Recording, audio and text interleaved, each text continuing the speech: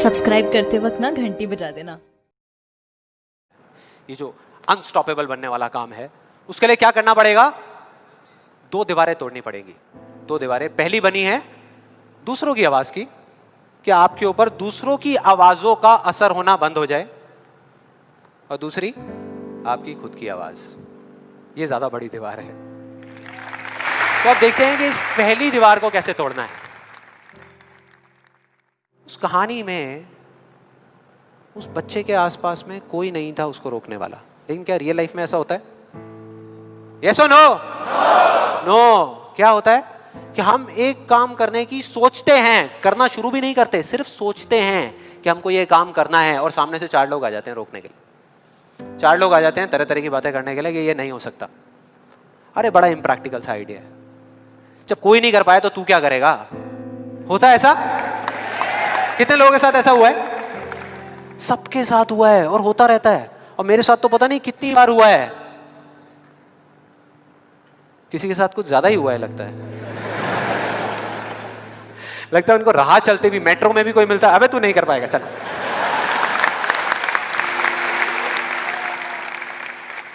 तो अब सवाल ये उठता है कि ऐसे में हम क्या करें? ऐसे में जो ऐसी बातें आपको बोल रहे हैं, ना तो आप उनका मुंह बंद कर सकते हो, ना अपने कान बंद कर सकते हो, क्योंकि वो लोग कोई राह चलते लोग नहीं होते, वो आपके अपने होते हैं। आपके अपने फ्रेंड्स हैं, रिलेटिव्स हैं, आपके घर में हैं, आपके ऑफिस में हैं। तो मैं आपको ये नहीं बोल सकता कि आप क्या करो ऐसी सिचुएशन में, लेकिन मैं ये बता सकता हूं कि मैं क्या करता था। जैसे ही कोई बोलता था मेरे को, या आज भी अगर बोलता है कि ये नहीं हो सकता या तू ये नहीं कर सकता, तो मैं ना चुप रहता हूं, ना उनसे लड़ता हूं। मैं सिर्फ एक वर्ड में उनसे एक सिंपल सा क्वेश्चन पूछता हूं, एक वर्ड में। क्यों नहीं कर सकता? क्यों नहीं हो सकता? और जैसे ही मैं ये करता हूं, उसके बाद बहुत मजा आता है। आप कभी करके देखना, बहुत मजा आएगा। 90% लोग ऐसे मिलेंगे आपको जिनके पास में क्यों का जवाब ही नहीं होगा। जवाब ही नहीं होगा, नहीं। वो सोच में पड़ जाते हैं। जैसे मैं पूछता ना क्यों, हाँ क्या, क्यों, ये कैसा सवाल है? तो ये है वो 90% लोग जिनके पास में कोई जवाब ही नहीं होता, या होता भी है तो वो इतना फनी होता है कि आप चाह करके भी अपने आप को हंसने से नहीं रोक पाओगे। जैसे एक बार मेरे साथ हुआ था, जब मैं करीबन आई थिंक 18 साल का था, और मैंने नया फोटोग्राफी का कोर्स किया था। तो हमारे घर में एक छोटा सा फंक्शन चल रहा था, और वहाँ पर मैं अपनी मदर के साथ और फादर के साथ में खड़ा हुआ कुछ बातें कर रहा था। इतनी देर में एक सामने से आंटी आई और आकर के बोली, संदीप। हाँ जी आंटी। बेटे क्या नया चक्कर चल रहा है तेरा आजकल? मैं डर गया। मैं मन ही मन सोच रहा, मैंने कहा इनको कैसे पता लगा मेरे नए अफेयर के बारे में? कहीं और ही चला गया। फिर मैंने उनको देखा और डरते डरते उनसे मैंने कहा कि भाई आंटी जी क्या मतलब, मैं कुछ समझा नहीं, कौन सा चक्कर क्या? आंटी ने बोला, कहते क्यों तू ये फोटोग्राफी नहीं कर रहा आजकल? ये फोटोग्राफी का कोर्स नहीं किया तूने? तो उन्होंने बोला, मेरी थोड़ी सी जान में जान आई। मैंने कहा अच्छा, फोटोग्राफी की बात हो रही थी। फिर उन्होंने बोला, बेटा अगर तू बुरा ना माने तो एक बात कहूँ। मैंने कहा नहीं आंटी बोलिए ना। बेटे मेरी अगर तू माने ना, तो ये जो तू फोटोग्राफी के चक्करों में पड़ा है ना, ये सब बेकार की चीज़ें हैं।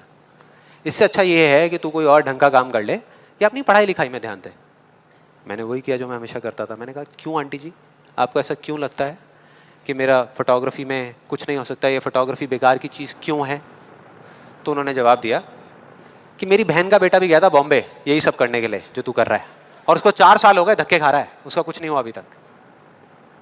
मैंने फिर सुना, फिर मैंने दोबारा से वही क्यों को ले आकर के चिपका दिया। मैंने उनसे पूछा, लेकिन आंटी मेरे को कुछ समझ नहीं आया कि अगर वो कुछ नहीं कर पाया तो मैं कुछ क्यों नहीं कर पाऊंगा? सीधा सा क्वेश्चन है यार। वो थोड़ी सी इरिटेट हो गई, लेकिन उसके बाद जो उन्होंने बोला, उस दिन मेरा कम से कम 10 किलो खून बढ़ गया होगा हंसते हंसते। उन्होंने गुस्से से मेरे से पूछा, कहते तेरे कितने % आए थे 12th में? मतलब फोटोग्राफी से इसका कोई कनेक्शन नहीं है दूर दूर तक, लेकिन उनका ये सवाल था कितने % आए थे तेरे 12th में? मैंने कहा जी 85% आए थे आंटी। फिर उन्होंने एक अजीब सा एक्सप्रेशन दिया, मेरे को ऐसे देखा जैसे कि मेरे से बड़ा बेवकूफ़ इस पूरी दुनिया में कोई नहीं है, और बोली उसके 92% आए थे। 92%। अब बोल। मैं कहा अब क्या बोलूं? अब बोलने को आपने छोड़ा क्या है? क्या कोई है जो ऐसी बातों को सीरियसली ले सकता है? नो, यस और नो?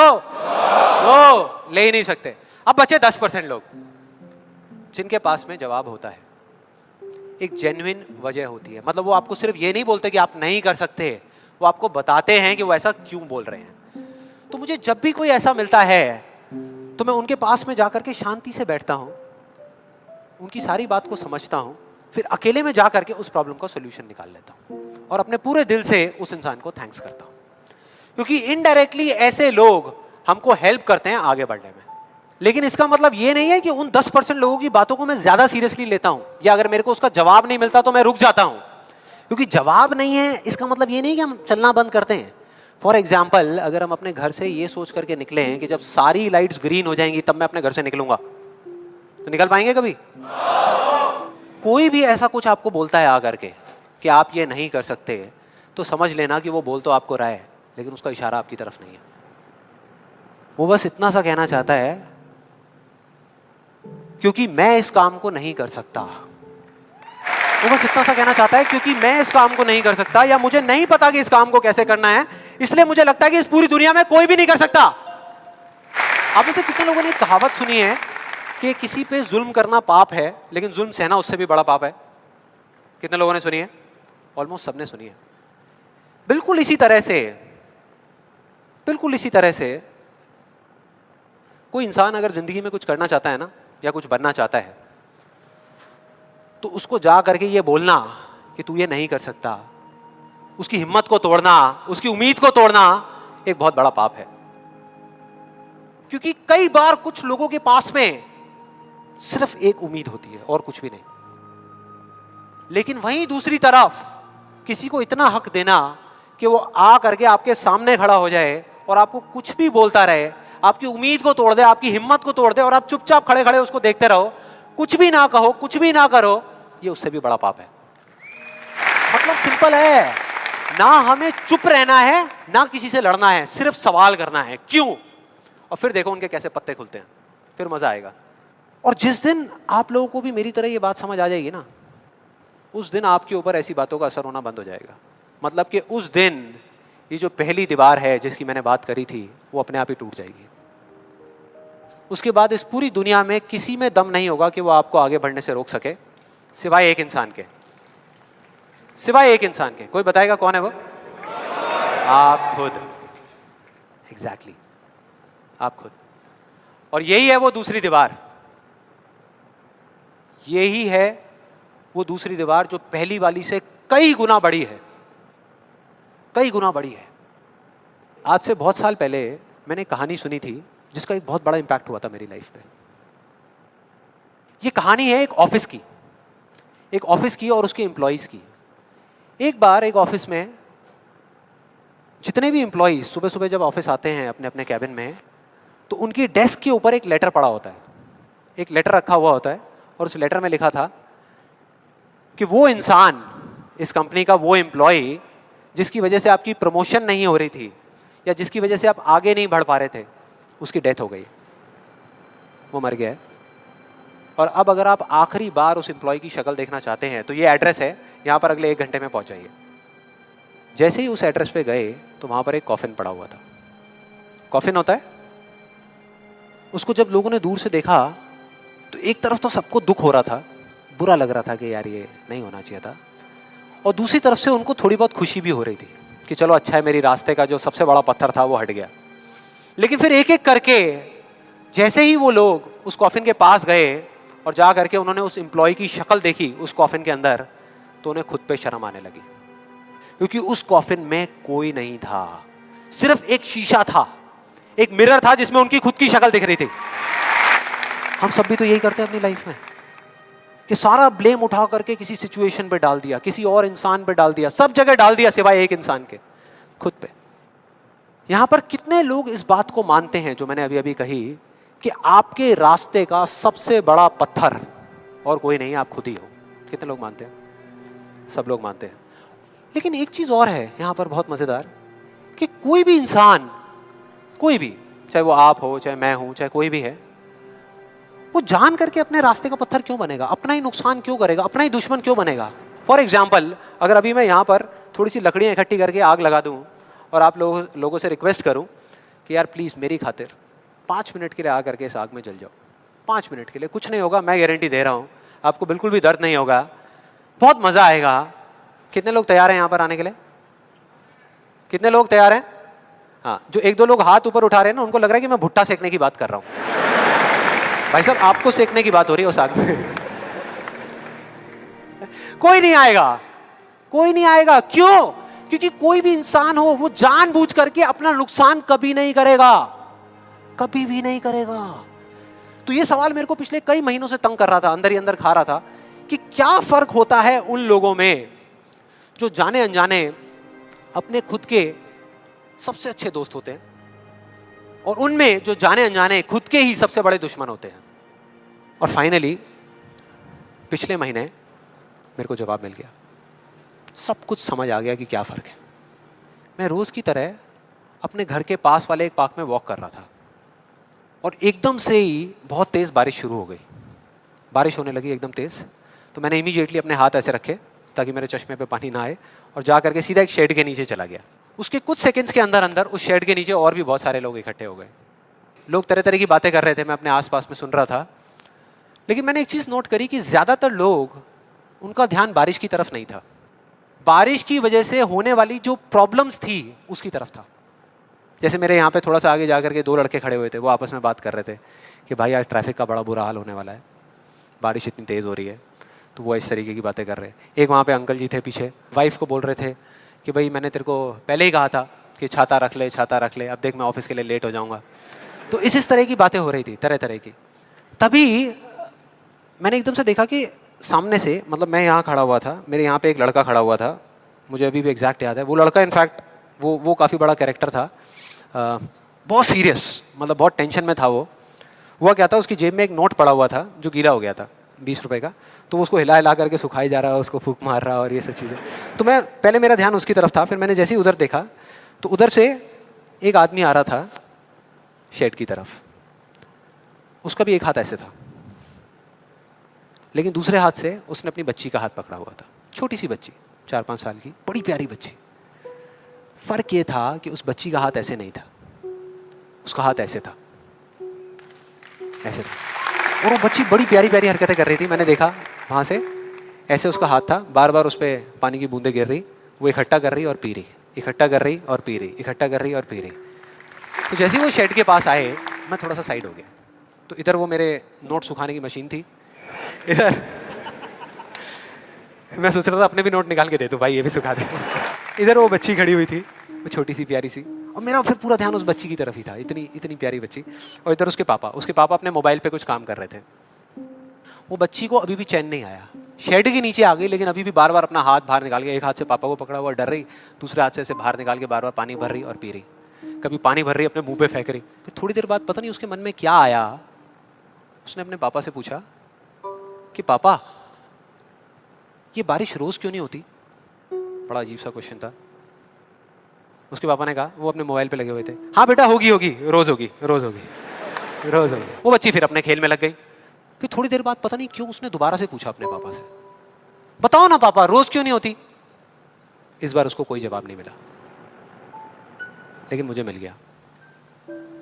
मुझे सब कुछ समझ आ गया कि क्या वो वजह है, क्या फर्क होता है उन लोगों में जो खुद के सबसे अच्छे दोस्त होते हैं और खुद के सबसे अच्छे दुश्मन होते हैं। क्या फर्क है उन दोनों लोगों में? देखो बहुत सिंपल है। जब बारिश होती है आसमान से, हम सबके ऊपर होती है, क्या एक जैसे होती है या अलग अलग तरीके से होती है? एक जैसे होती है, कोई पार्शियलिटी नहीं करती। आप अमीर हो, गरीब हो, काले हो, गोरे हो, बच्चे हो, बड़े हो, कोई फर्क करती है क्या बारिश? नहीं करती, सब पे एक जैसी होती है। बिल्कुल उसी तरह से वो शक्ति, वो एनर्जी जिससे पूरी दुनिया चल रही है, जिससे अभी अगर आप अभी फील करने की कोशिश करो, आपकी सांसें चल रही है, मेरी सांसें चल रही है। जिस शक्ति में इतनी ताकत है कि अगर वो चाहे तो 1 सेकंड में, 1 सेकंड भी नहीं लगेगा, इस पूरी दुनिया को खत्म कर सकती है, और 1 सेकंड के 1 करोड़वें हिस्से में इस दुनिया को दोबारा से बना भी सकती है। उसको आप साइंटिफिकली चाहे एनर्जी का नाम दे दो, चाहे स्पिरिचुअली भगवान कहो, आत्मा कहो, परमात्मा कहो, कुछ भी कहते रहो, उससे कोई फर्क नहीं पड़ता। और बिल्कुल उस बारिश की तरह उस शक्ति की भी बारिश हम सब पर होती रहती है, उस एनर्जी की भी बारिश होती रहती है और सब पर एक जैसे होती है। फिर चाहे आप अमिताभ बच्चन हो, बिल गेट्स हो, कोई भी हो, कोई फर्क नहीं पड़ता। आप इस स्टेज पे खड़े हो या वहां बैठे हो, कोई फर्क नहीं पड़ता। तो फर्क क्या है? देखो बहुत सिंपल है, वही फर्क जो उस बारिश में था, जो मैंने नोट किया उस बच्ची के बीच में और औरों के बीच में। कुछ लोगों का हाथ ऐसे होता है और कुछ का ऐसे होता है, यही फर्क। जिनका ऐसे होता है वो बारिश उन पर होती तो है लेकिन छू करके बह जाती है, चली जाती है, उनके अंदर तक नहीं जा पाती, अपना काम नहीं कर पाती। लेकिन जिनका ऐसे होता है वो उसको पी लेते हैं, उनके अंदर चली जाती है और उसके बाद में जो काम करती है वो एनर्जी करती है, नाम इंसान का हो जाता है। नाम हो जाता है कि वो कर रहा है, वो कर रहा है, वो कर रहा है। अरे कौन कर रहा है? वही एनर्जी पीछे से काम कर रही है। हम क्या कर सकते हैं? अगर मैं आपको कहूं कि हमारी बॉडी के जितने भी फंक्शंस हैं उसमें से 99% फंक्शन से ज्यादा ऐसे हैं, डाइजेशन से लेकर के, ब्रीदिंग से लेकर के, ये सारी चीजें जो हम कंट्रोल नहीं करते, जो हमारे कंट्रोल में है ही नहीं। 1% चीजें हम कंट्रोल करते हैं और 100% क्रेडिट ले जाते हैं। और अब मजे की बात पता है क्या है? सबसे मजेदार बात कि यहां पर हम जितने भी लोग बैठे हुए हैं ना, हम सबको पता है कि अगर हमारे हाथ अभी ऐसे हैं तो ऐसे कैसे लाने हैं। क्योंकि बचपन में हम सबके बाय डिफॉल्ट हाथ ऐसे ही थे, सबके। फिर धीरे धीरे कुछ लोगों के यहां चले गए, कुछ के यहीं रह गए। जिनके यहां रह गए उनको हम सक्सेसफुल बोलते हैं, जिनके यहां चले गए उनको हम फेलियर्स बोलते हैं, अलग अलग फील्ड्स में। तो कोई बताएगा कि ऐसा क्या था जो बचपन में हम एक दिन में हजारों बार करते थे और अब हजारों दिनों में एक बार भी नहीं करते? याद करो वो बच्ची क्या कर रही थी उस पार्क में, बार बार क्या कर रही थी? एग्जैक्टली क्वेश्चन पूछ रही थी, मतलब कि सवाल कर रही थी। Let's give a big hand for her. सवाल। ऐसा क्यों होता है? हम ऐसा क्यों करते हैं? बताओ ना पापा, हम ऐसा क्यों करते हैं? कोई जवाब नहीं मिला, हमने सवाल पूछने बंद कर दिया। आज हमारे पास में टाइम ही नहीं है कि एक दिन में कुछ सेकंड्स के लिए रुक करके हम अपने आप से पूछें कि भाई जो मैं कर रहा हूं वो कर क्यों रहा हूं? पता ही नहीं है, ध्यान ही नहीं है उस तरफ। और जब तक उस तरफ ध्यान नहीं होगा कुछ नहीं होगा। और सिर्फ उस पर विश्वास मत करो जो मैं बोल रहा हूं, हिस्ट्री को उठा करके देख लो। कोई भी इंसान किसी भी फील्ड में अगर सक्सेसफुल हुआ है तो उसमें और बाकी लोगों में क्या फर्क था?